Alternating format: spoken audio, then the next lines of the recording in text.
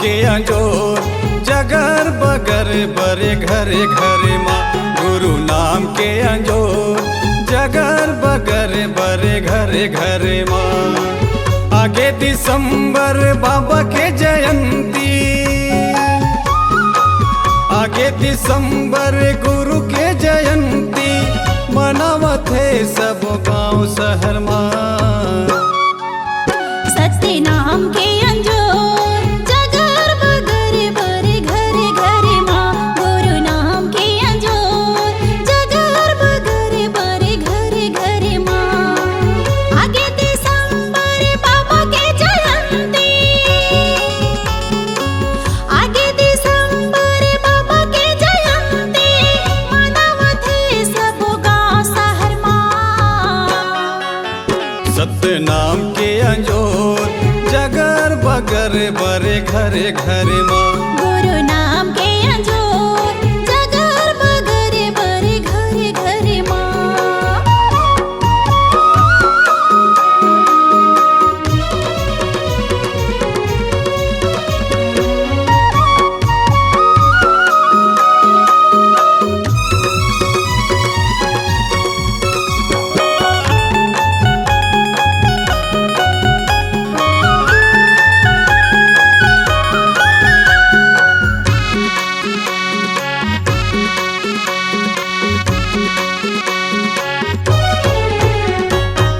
चलो दीदी चलो ग भैया गुरु जयंती ला मना लेबो।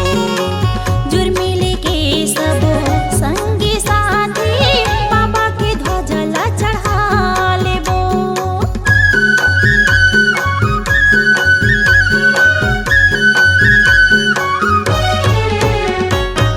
चलो दीदी चलो ग भैया गुरु जयंती ला मना लेबो। जुर्मिले के सबो संगी साथी बाबा के ध्वजा ला चढ़ा लेबो। सत्य के चिन्ह साधक के झंडा, सत्य के चिन्ह साधक के झंडा लहरावत लहर लहरना। सत्य नाम के अंजोर जगर बगर बरे घरे घरे माँ। गुरु नाम के अंजोर जगर बगर बरे घरे घरे माँ।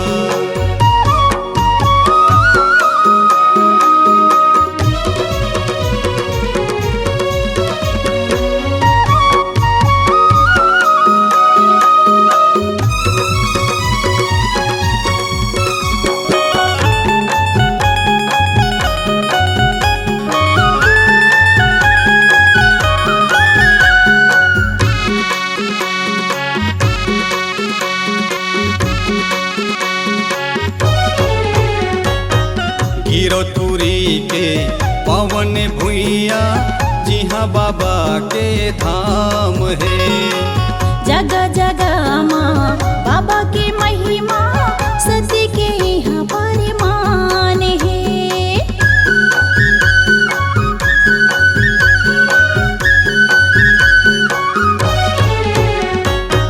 गिरौतुरी के पावन भुइया जिहाँ बाबा के धाम है।